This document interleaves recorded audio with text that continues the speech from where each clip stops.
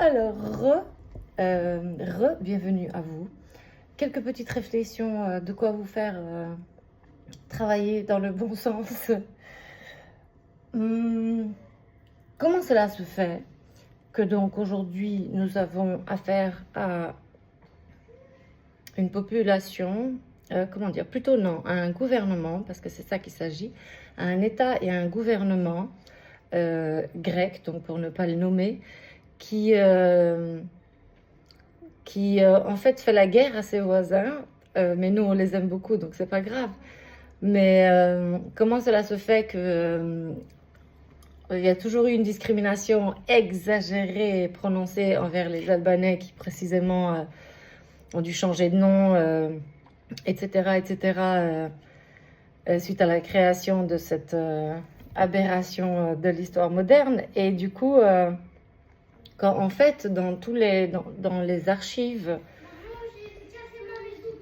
de l'Empire ottoman, donc les archives byzantiques, si on peut dire, en fait, il y a les registres des populations, il y a même les noms des familles.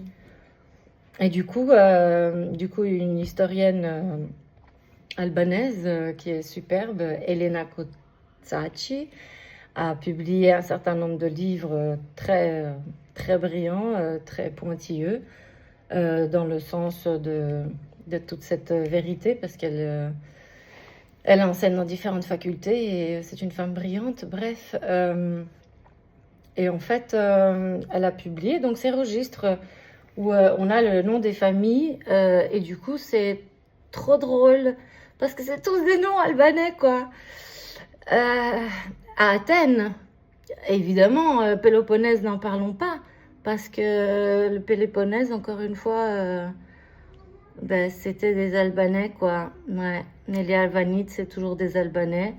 Les Arbëresh, précisément, que après on va aussi retrouver, du coup, dans le sud de l'Italie, mais les Arbëresh de Grèce, donc les Albanites, on les oublie pas. Et puis ouais, c'est drôle, quoi, je sais pas. Mais bon, après, les gens sont libres d'aller voir les transferts de population qu'il y a eu entre la Turquie et la Grèce.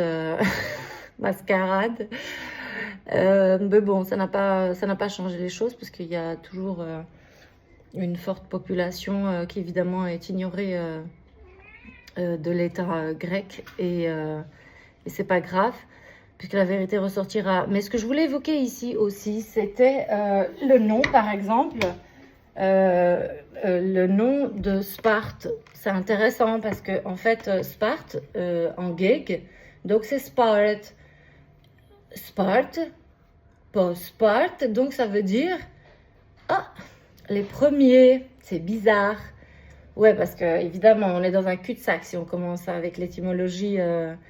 Enfin, ça peut aider parce que précisément le grec ancien et le grec moderne sont précisément inspirés de l'albanais, comme la plupart des langues de la famille indo-européenne, comme je l'ai déjà évoqué, donc, puisque l'albanais, le geg est la mère des langues, en fait, ou la langue mère.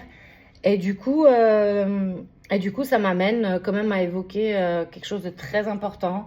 Je ferai certainement une vidéo plus détaillée là-dessus parce que c'est trop important. Mais quand même, juste pour vous donner deux, trois petits grains à moudre. En gros, trois. Quand on lit Homère, en gros, il y a un mec brillant qui a appris l'Iliade et l'Odyssée. Et en fait, c'est un Albanais, évidemment. Et il a retrouvé là-dedans, dans le texte original, donc la version grecque, évidemment. Et il a trouvé plus de 150, je crois, termes purs albanais geg qui ne pouvaient pas être transformés, qui n'ont pas réussi à être remplacés, donc effacés, etc. Et bref, il commence en fait à albaniser, donc à traduire en albanais avec ses connaissances, puisque il en avait, et beaucoup d'Albanais en ont, dans multiples langues. Et en fait, il a traduit ça, et du coup, il y a des personnes qui ont accès à ça. Et en fait, il y a un monsieur, ancien directeur de la bibliothèque de Vlora, qui en fait s'est amusé à regarder un peu les textes justement de Homère concernant la géologie, on va dire, ou oui, la géologie, la typographie, géographie des lieux en fait qui sont évoqués en ce qui concerne Troie. Et c'est affolant parce que précisément lorsqu'on va voir qu'est-ce qui se passe en fait sur ce qui est considéré aujourd'hui étant Troie, donc dans la Turquie actuelle, eh bien on se rend compte que oh, c'est bizarre. Ben, en fait, les rivières qui sont évoquées par Homère, quoi, en fait, ben, elles sont pas là. Les bouts de montagne, les chaînes montagneuses qui sont évoquées par lui, bah, elles sont pas là. Voilà, il y avait d'autres comment dire, fantaisies sympatoches. Mais du coup, voilà, qui en fait font clairement penser. Et du coup, l'usurpation, elle va très loin. Je sais que ça va en choquer plus d'un. Mais je suis pas là pour caresser les gens dans le sens du poil, ni pour les maintenir dans un confort qui est une pseudo-vérité ou peu importe. Troie n'est pas en Asie mineure actuelle, donc dans la Turquie, là où il est désigné aujourd'hui.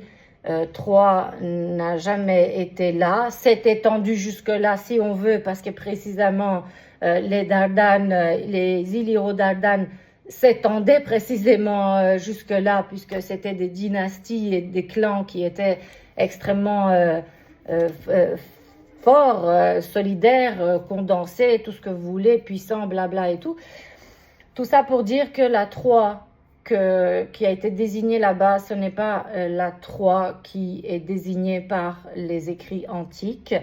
Et cela nous amène, les écrits nous amènent en fait précisément à où est Troie aujourd'hui. Et Troie est le nord de l'Albanie en fait, qui est donc Shkodra, Leja et Kruja, qui aujourd'hui sont trois grandes villes du nord, en bord de mer, presque quasi quoi, qui évidemment à l'époque encore plus, et ça il suffit faut pas avoir fait 5 ans d'UNIF pour faire travailler ses neurones.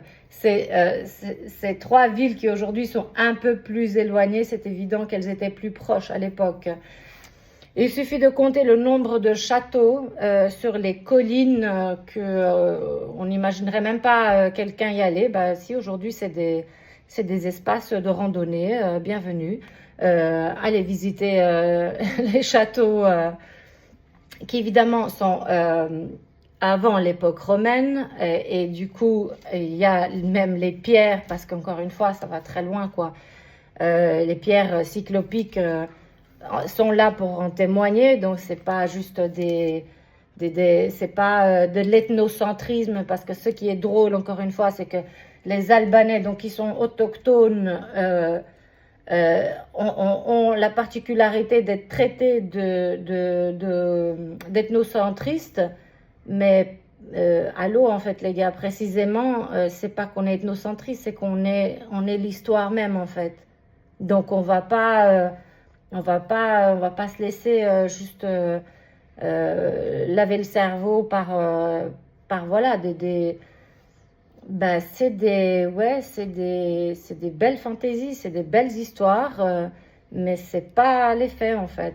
Et comme les populations génération après génération l'ont payé de leur sang, la moindre des choses c'est aussi qu'on puisse honorer quand même. Voilà, la vérité, c'est pas, je sais pas, c'est à la portée de tous en fait. Bref, donc, je crois que voilà, on va s'arrêter là pour celle-ci et puis on continuera sur une autre. Mouah.